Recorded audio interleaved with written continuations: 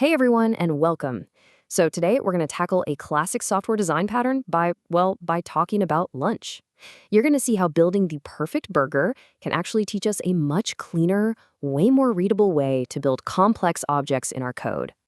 I know, it might sound a little weird at first. Building a custom burger, writing complex code. What in the world do these two things have in common?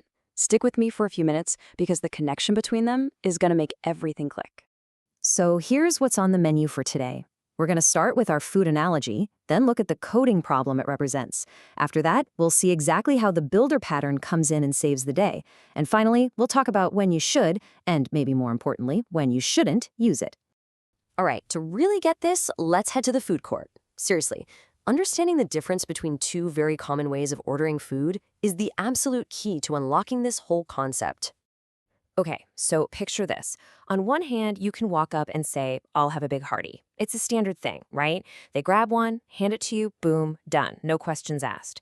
In the code world, that's kind of like a simple factory pattern. But then there's the Subway experience. It's a whole process. You choose the bread, the sauces, the cheese, every single topping. That multi-step custom creation, that is the builder pattern in a nutshell. Okay, the food court analogy is fun and all, but what's the actual coding problem we're trying to solve here? Let's take this idea and translate it from our lunch break into our code editor. Right, so the villain of our story has this super dramatic name, the telescoping constructor anti-pattern.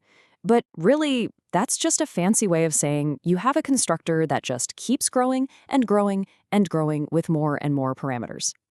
And wow, this slide shows you exactly what I mean. You're looking at this line of code, trying to make a new burger. But what on earth is 14? What's the first true for? The second one? The false? Is that for extra cheese, pickles, toasted bun? You have absolutely no idea without digging through documentation. It's confusing, and it's just asking for bugs. And here's the real kicker. This approach just gets out of hand so quickly. The second you decide to add a new option, like, say, grilled onions, you have to add another parameter to that long list.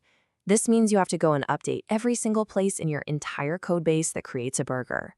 It becomes a total maintenance nightmare. So, how do we clean up this mess? Well, this is where our hero, the builder pattern, swoops in to save the day, letting us build our object one piece at a time, just like we did with that custom sandwich. Now just look at this. It's so much better, right? Instead of that one monster line of code, we start by creating a burger builder, maybe giving it the only thing that's required, like the size. Then we just add what we want. Oh, you want pepperoni? Cool, just .add pepperoni. You want lettuce? Easy, .add lettuce. Each step is perfectly clear. And when you're all done making your choices, you just call .build and poof, you get your final perfectly constructed burger object. I mean, the difference is just night and day. This code actually tells a story. You can read it like a sentence. And if you want to add that add grilled onions method tomorrow, go for it. It doesn't break anything.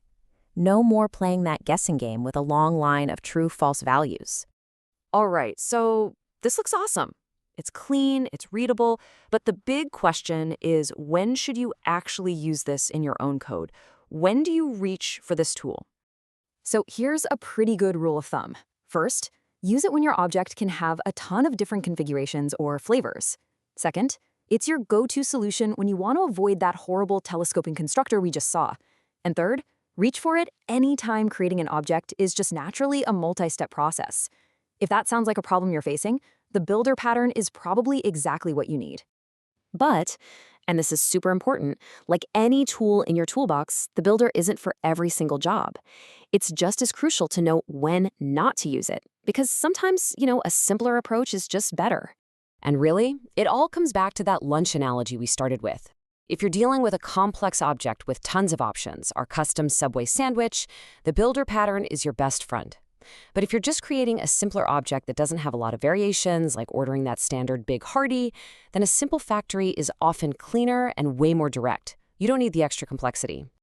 And that, in a nutshell, is the builder pattern. It's a fantastic tool that takes what could be a messy, confusing process and turns it into something clean, readable, and step-by-step. So I'll leave you with this one question to chew on. What complex object in your own project is just waiting for a better way to be built?